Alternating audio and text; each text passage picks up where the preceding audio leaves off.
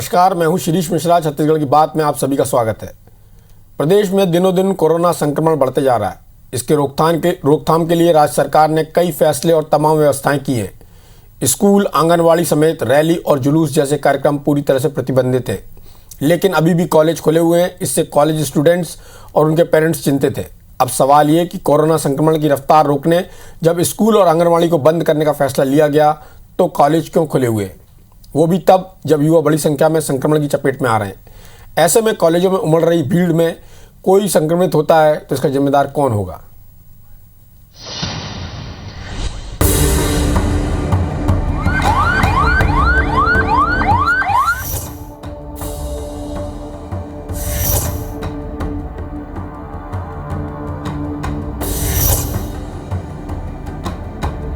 आंकड़े बताते हैं कि छत्तीसगढ़ में कोरोना की तीसरी लहर की शुरुआत हो चुकी है।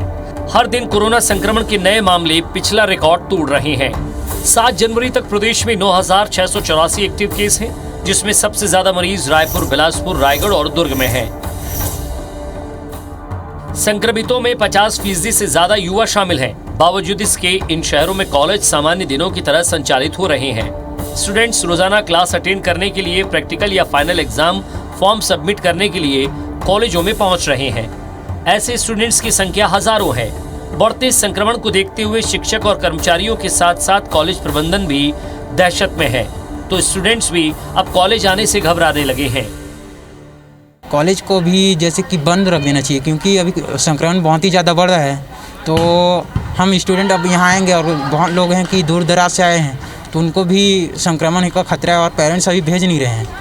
कोरोना के बढ़ते मामलों को देखते हुए जिला प्रशासन ने नाइट कर्फ्यू संबंधित आदेश जारी किया, जिसमें शिक्षण संस्थानों में केवल स्कूल और आंगनबाड़ी को बंद करने का फैसला शामिल था। आदेश में कॉलेज बंद का जिक्र नहीं था। अब बढ़ते संक्रमण को देखते हुए शिक्षक और स्टूडेंट्स कॉलेज बंद कर ऑनलाइन पढ़ाई का सुझाव दे रही हैं। विपक्ष भी तत्काल कॉलेज बंद करने की मांग कर रहा है। ऑफलाइन के जगह जो पंजीयन है ऑनलाइन यदि प्रारंभ करेंगे तो जो अनावश्यक भीड़ लगाने की आवश्यकता पड़ रही है उससे बच्चे बच जाएंगे, और जो कोरोना में लगातार जो जा रहे हैं उससे उनके बचने की काफ़ी संभावना रहेगी। इसलिए सरकार को इस पर गंभीरता के साथ में विचार करने चाहिए। इस संबंध में स्वास्थ्य मंत्री टी.एस. सिंहदेव का कहना है कि कॉलेज में छात्रों की उम्र 18 वर्ष से अधिक है, जिनका टीकाकरण काफी लंबे समय से चल रहा है और उनमें संक्रमण का खतरा भी कम है, इसलिए उन्हें बंद नहीं किया गया है। हालांकि उन्होंने ये जरूर कहा कि अगर संक्रमण की दर कॉलेजों में बढ़ती है तो फिर उन्हें बंद करने के संबंध में फैसला जिला प्रशासन अलग से लेगा। पहले से वैक्सीनेशन लेने के कारण और अधिकांश लोगों ने द्वितीय डोज भी ले लिया होगा, इस कारण से संक्रमण की स्थिति कम होने की पूरी संभावना को ध्यान में रख के वयस्क बच्चे जो हैं 18 साल से ऊपर, उनके अभी संस्थानों को रोका नहीं गया है। लेकिन अगर ऐसी स्थिति आती है कि ऐसे संस्थानों में भी बड़ी मात्रा में पॉजिटिव बच्चे पाए जा रहे हैं तो सरकार विचार जरूर करेगी।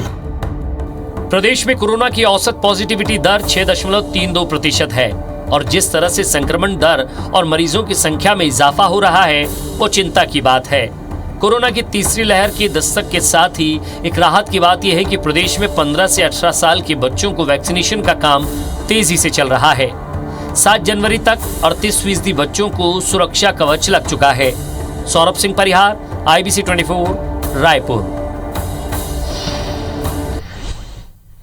चलिए, तो कॉलेज बंद क्यों नहीं हो रहे हैं, ये एक चिंता का विषय है। इस पर चर्चा के लिए हमारे साथ 3 खास मेहमान हैं। कांग्रेस के संचार प्रमुख सुशील आनंद शुक्ला जी हैं, भारतीय जनता पार्टी से संजय श्रीवास्तव जी हैं, नगर निगम के पूर्व सभापति, RDA के पूर्व चेयरमैन रह चुके हैं, रविंद्र ब्रह्मे जी हैं, रविशंकर यूनिवर्सिटी में प्रोफेसर हैं, अर्थशास्त्र के बहुत अच्छे जानकार हैं। आप सभी का बहुत बहुत स्वागत है हमारे इस खास कार्यक्रम में।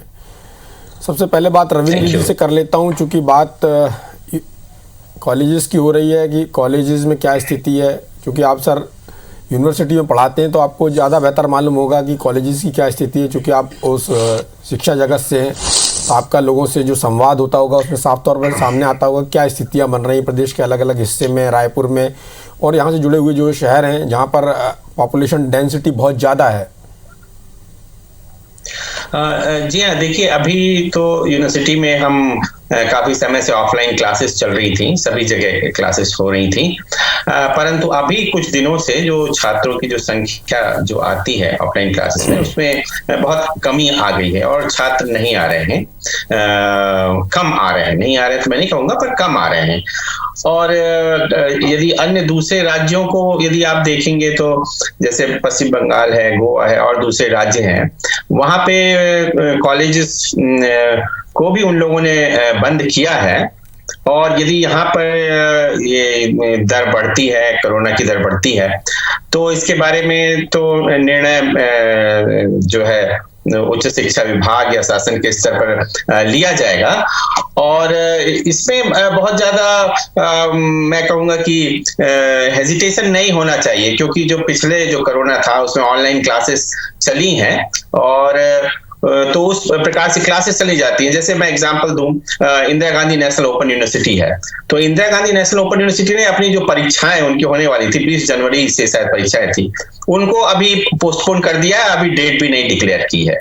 तो जो आप जानते हैं इग्नू में पूरे देश में बच्चे बैठते हैं, वो डिस्टेंस एजुकेशन मोड में है, पर परीक्षाएं उनकी चूंकि ऑफलाइन होती हैं, ऑफलाइन होती नहीं, तो उन्होंने भी परीक्षाओं को स्थगित किया है। तो जैसे ये बच्चे अभी चर्चा हो रही है कि फॉर्म भरने आ रहे हैं या परीक्षा के संदर्भ में आ रहे हैं, परीक्षाओं की डेट डिक्लेयर हुई है, तो इसमें हमको समय रहते एक निर्णय लेना चाहिए, क्योंकि जितने बच्चों से चर्चा हो रही है, उनके पेरेंट्स से बात हो रही है, तो सभी चाहते हैं कि जो है इसको हम ऑनलाइन मोड में चालू कर सकते हैं, क्योंकि पिछले बार हम लोगों ने इसको किया है। ठीक है डॉक्टर साहब, हमारे साथ इस समय संजय श्रीवास्तव जी भी हैं। संजय जी, आपकी पार्टी का क्या सूचना है, आपके पास क्या इनपुट है? क्या कॉलेजेस को बंद कर देना चाहिए, यूनिवर्सिटीज को बंद कर देना चाहिए और ऑनलाइन क्लासेस शुरू कर देना चाहिए?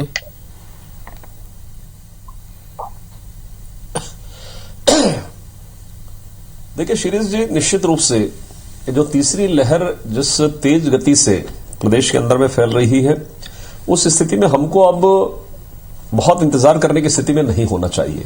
और विशेषकर जो संकेत दिया गया है कि छात्रों में और जो छोटे युवावस्था के लोग हैं, बच्चे हैं, उन पर इस बार की जो लहर का असर ज्यादा दिखाई दे रहा है। और कल समाचार पत्रों में भी है कि 60 से 70 बच्चे संक्रमित हो गए। किसी किसी कॉलेज में एक साथ 30 से 35 बच्चे एक साथ कहीं थे तो वहां पर हो गए। एम्स के अंदर में 30 से 35 युवा डॉक्टर जो इंटर्नशिप कर रहे थे, वो डॉक्टर संक्रमित हो गए। कुछ सीनियर्स 2-3 हुए, लेकिन बाकी 32-33 वो युवा डॉक्टर संक्रमित हो गए। अर्थात युवाओं के लिए कहीं न कहीं एक ये जो तीसरी लहर है, ये बहुत तकलीफ दे दिखाई दे रही है। इसलिए ऐसे समय में ये धीरे धीरे चलने वाली जो सरकार है, उस सरकार को थोड़ा त्वरित निर्णय लेना पड़ेगा। दो बार की लहर है, 2 साल निकल गए, 2.5 साल निकल गए। मुझे लगता है कि अब अनुभव की भी कमी नहीं होना चाहिए। देखिए, सबसे पहले मुझे ऐसा लगता है कि जिस तरीके से कल्याण कॉलेज के वीडियो भी जो आज मैंने देखा कि अभी भी ऑनलाइन की स्थिति है, ऑफलाइन बच्चे वहां पे एक दूसरे पे चढ़ के किस तरीके से ऑफलाइन परीक्षा फॉर्म, अरे तत्काल निर्णय करें ना। आप इसको 4 दिन बाद करने वाले हो, आज करिए कि नहीं अब ऑफलाइन ही फॉर्म जमा होंगे, एग्जामिनेशन के ऑफलाइन फॉर्म जमा होगी। इसमें दिक्कत क्या है कि समय क्यों लगता है? आप इंतजार कर रहे हैं क्या कि संक्रमण फैल जाए? दूसरा विषय यह है कि जिस तरीके से अभी नव वर्ष के अंदर में जो भी पार्टियां साटियां तमाम प्रकार के विषय रहे, एक बहुत बड़ा कारण है। दूसरा, इस सरकार को थोड़ी ईमानदारी बरतने के लिए सबसे पहले शराब दुकान के मामले पे सरकार की क्या स्थिति आपको भी मालूम है, छुपा हुआ मामला नहीं है। शराब दुकानों पर भी प्रतिबंध, जिस तरीके से भीड़ उमड़ रही है, इस पर भी लगना चाहिए। और देखिए, संक्रमण दर लगभग 10 से 15% की स्थिति में आज संक्रमण दर रायपुर सहित छत्तीसगढ़ प्रदेश के अंदर में आ गया है, बहुत तेज गति से आगे बढ़ रहा है। तो सरकार अब लोगों के सामने लाए तो फिर आरोप प्रत्यारोप लगेगा तो आप चिट्ठी लिखना चालू कर दोगे मोदी जी को कि आखिर सरकार का क्या रोड मैप है, क्या स्थिति है, क्या टेस्टिंग होना है, कितनी ट्रेसिंग करने वाले हैं, क्या आपका क्वारंटाइन सेंटर की स्थिति है, आपके हॉस्पिटल की क्या स्थिति है। जब आपसे प्रदेश के अंदर में आपकी व्यवस्थाओं को पूछा जाएगा तो आप फिर बोलेंगे कि मोदी जी क्या कर रहे हैं। तो ये प्रदेश की जनता आपसे ये नहीं पूछ रही कि मोदी जी क्या कर रहे हैं। प्रदेश की जनता ये चाहती है कि मेरे प्रदेश के अंदर में ये क्या स्थिति सरकार कर रही है। तो मुझे लगता है देखिए, अब लगभग कम्युनिटी स्प्रेड की स्थिति आ गई है। एक जगह कहीं वो संक्रमण पहुंच रहा है तो 50-100 लोग उससे संक्रमित हो रहे हैं। अर्थात स्थिति भयावह हो गई है। हमारा पूरा सहयोग, पूरा साथ, सकारात्मक पहल भारतीय जनता पार्टी का रहेगा, लेकिन सरकार को पहल करना चाहिए क्योंकि कमान उनके हाथ में है। उनका क्या रोल है। सुशील आनंद शुक्ला जी भी हमारे साथ हैं। सुशील जी, आपने संजय जी को सुना होगा, रविंद्र जी को सुना होगा, टीएस सिंहदेव साहब को भी सुना। उनका कहना है कि बहुत सारे लोगों को टीका लग चुका है और प्रदेश में करीब करीब ऐसा मोटा मोटी मान लिया जाए तो करीब 10 लाख स्टूडेंट्स हो सकते हैं जो कॉलेजेस में, यूनिवर्सिटीज में IIM IIT और सब जगह मिला के, इंजीनियरिंग वगैरह सब मिला के करीब इतने हो सकते हैं, कोचिंग सेंटर्स भी मिला लें तो। अब बात ये आ रही है कि जैसा कि संजय श्रीवास्तव जी कह रहे हैं कि कम्युनिटी स्प्रेड की जैसी स्थिति बन रही, निश्चित रूप से उस स्थिति में प्रदेश बढ़ता हुआ दिख रहा है। मध्य प्रदेश से पॉपुलेशन साइज में 1/3 है, लेकिन जो संक्रमण दर है वो मध्य प्रदेश से 3 गुना ज़्यादा दिखाई दे रही है। चूँकि यहाँ पर ऐसे राज्य जुड़े हुए हैं, 7 राज्यों से जुड़ा हुआ है हमारा प्रदेश, तो निश्चित रूप से जो आवाजाही है, खासतौर पर महाराष्ट्र में ज़्यादा है तो वहाँ से आवाजाही है, उड़ीसा से बहुत ज़्यादा आवाजाही है, तो उसके कारण ये दिखाई दे रहा है। तो क्या, जैसे संजय श्रीवास्तव जी का कहना था कि जो निर्णय आपको 3-4 दिन बाद लेना है, उसको निर्णय को अभी क्यों नहीं लिया जा सकता? क्या ये एक बड़ा सेक्टर है जहाँ से लोग बाहर से फिर अपने घर जाते हैं या कहीं भी जाते हैं, जो स्टूडेंट्स होते हैं खासतौर पर? जो पहली लहर थी उसमें 60+ वालों के लिए खतरा था, दूसरी जो लहर थी उसमें 40 to 60 लोगों को खतरा था। अब जो है वो करीब करीब ये स्थिति हो गई कि 20 से 40 वर्ष की उम्र के लोग हैं, उनके लिए खतरा ज़्यादा हो चुका है। ऐसी स्थिति में आपकी सरकार क्या इस विषय में कोई मीटिंग करके या कुछ ऐसा बड़ा निर्णय, ताकि ऑनलाइन क्लासेस भी चलती रहें और स्टूडेंट जो है वो सुरक्षित भी रहें?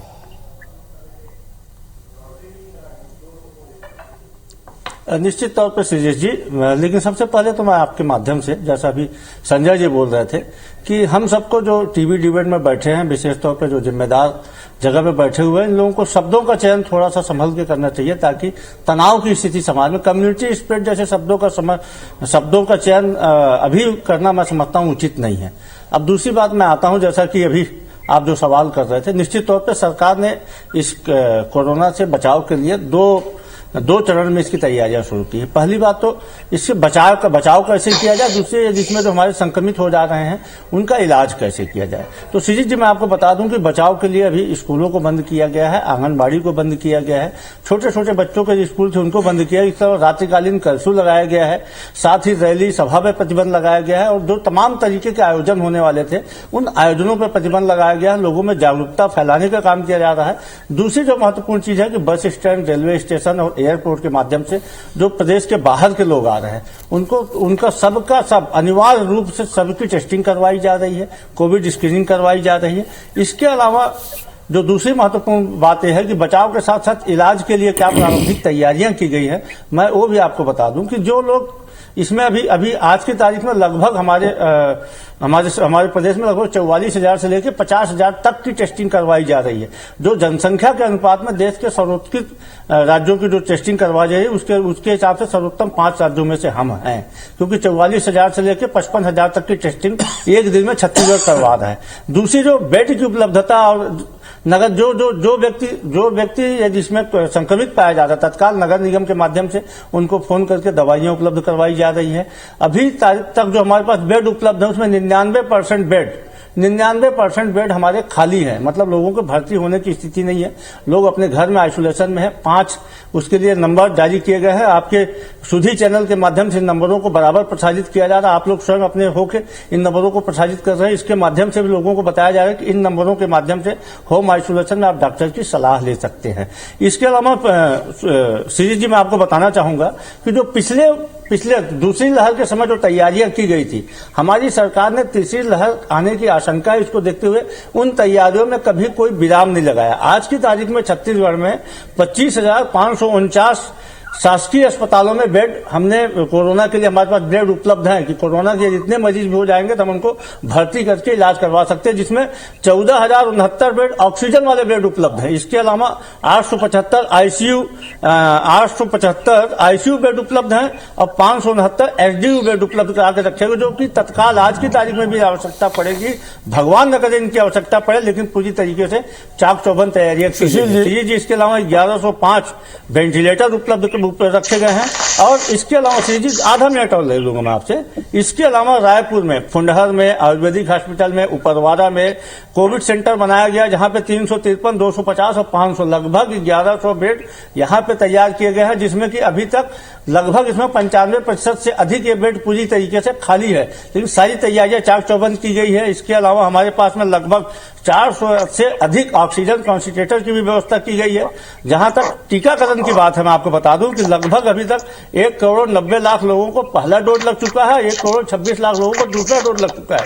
और जो बच्चों को हमने डोज लगाना था 16.5 लाख बच्चों का लगभग लक्ष्य निर्धारित किया था श्रीजीत जी, इन 4 दिनों के अंदर में ही हमने 7 लाख बच्चों को टीका लगा दिया। तो सरकार की तैयारियां पूरी तरीके से चाक चौबंद है, सरकार चाहती है। जैसा अभी संजय जी आरोप लगा रहे थे कि भारतीय जनता पार्टी बिल्कुल सकारात्मक विपक्ष में चाहती, बिल्कुल सकारात्मक विपक्ष होने के अलावा सकारात्मक संघ की भी भूमिका भी निभाए। पहली लहर में जो गलती मोदी जी ने किया था, विदेश से आने वालों को न उनकी जांच करवाई, क्वारंटाइन करवा किया, न विदेश की हवाई उड़ानों को बंद करवाया था, वही गलती दूसरी लहर में किया, वही गलती तीसरी लहर में भी किया। इसको भारतीय जनता पार्टी नहीं स्वीकार करेगी। जी श्री जी शुक्ला जी, ये जानना चाहता हूं कि जो कॉलेज को लेकर स्थिति बन रही, क्या सरकार हाल फिलहाल में या फिर मंडे तक कभी कोई निर्णय लेने की स्थिति में है कि उनको चालू रखना है ऑफलाइन की ऑनलाइन? निश्चित तौर पे इस संबंध में माननीय मुख्यमंत्री जी ने उच्च शिक्षा मंत्री से चर्चा की है और ये किया जा रहा है कि अभी वर्तमान में कॉलेज में जो बच्चे आ रहे हैं परीक्षा फॉर्म भरने के लिए आ रहे हैं, तो ये सुविधा बनाई जा रही है कि बच्चे परीक्षा फॉर्म ऑनलाइन माध्यम से जमा करें और पढ़ाई भी अब ऑनलाइन ही की जाएगी। ऑफलाइन पढ़ाई 1-2 दिन में इसमें निर्णय हो जाएगा। एक महत्वपूर्ण दिक्कतें ये भी आ रही है, मैं आपके माध्यम से बताना चाहूंगा छत्तीसगढ़ की जनता को कि हमारे पास में जो अभी केसेस आ रहे हैं, हम ये जानने की स्थिति में नहीं कि ओमिक्रॉन है या सामान्य वेरिएंट है। होता यह है कि देश में कुल 21 जगह ओमिक्रॉन टेस्टिंग है। छत्तीसगढ़ आज उड़ीसा के सहारे, भुवनेश्वर के सहारे टिका हुआ है। हमारे यहाँ पे हमने 2 जगह मशीनें लगा के रखी हुई है। एक तो सरकारी केंद्र सरकार का उपक्रम है, एम्स में मशीन लगी हुई है, दूसरा हमारे मेकाहारा में लगी हुई है, तीसरा हमने डीकेएस में व्यवस्था करके रखी हुई है।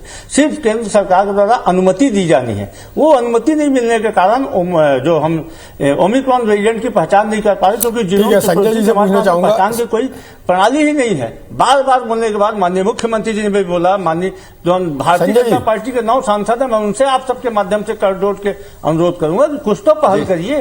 क्यों पहल नहीं कर रहे हैं? मुख्यमंत्री जी बोले, स्वास्थ्य मंत्री जी बोले, चिट्ठी लिखी गई, आखिर छत्तीसगढ़ की जनता की। संजय जी, आपकी पार्टी के लोकसभा में 9 सांसद हैं, 2 राज्यसभा के भी मेंबर हैं आपके पास। बहुत बड़ी अक्षमता है कि देखिए 9 है क्या है, ये सब कहानी तो फिर से पुरानी पिक्चर चालू करने का काम, क्योंकि इनको मालूम है इनसे कुछ संभलना नहीं है। देखिए, मैं तो कम से कम हाथ जोड़कर आईबीसी से कह रहा हूं कि भैया मुख्यमंत्री जी इस बार चिट्ठी मत लिखना भैया, नहीं तो आप चिट्ठी चालू हो जाती है आपकी लिखना। और थोड़ा पंजाब यूपी को छोड़ दें, थोड़ा सा कॉलेज। अरे क्यों भाई, क्यों नहीं लिखेंगे? यहाँ पर क्यों नहीं लिखेंगे मुख्यमंत्री जी? हम एक बहुत गंभीर मुद्दे पर चर्चा के लिए ब्रह्मे जी आप क्या सजेस्ट करते हैं? आप राजनीति करते हो, चर्चा ऑलरेडी बहुत डिस्कशन हो रहा है, पर मैं ये कहूंगा कि कुछ यूनिवर्सिटी को यदि आप देखेंगे, कई जगह इवन हमारे यहाँ प्राइवेट यूनिवर्सिटी भी हैं, तो उन्होंने तो ब्लेंडेड मोड में पढ़ाई शुरू कर दी है। उनके यहाँ ब्लेंडेड मोड में चल रहा है, ऑनलाइन भी चल रहा है, सेम क्लास ऑनलाइन ऑफलाइन दोनों अवेलेबल है।